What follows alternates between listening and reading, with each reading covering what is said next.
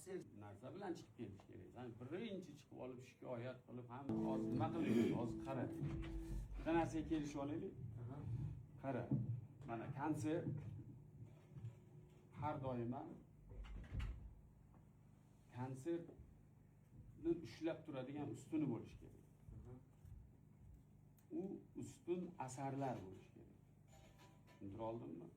Demak, o'sha ustunlarni uy qurayotganda to'g'ri joyga qo'ymasak, ushlamaydi ikkinchi qavat. Tushundira oldimmi? O'shaning uchun ustun asarlaringni oldin o'rtaga qo'y.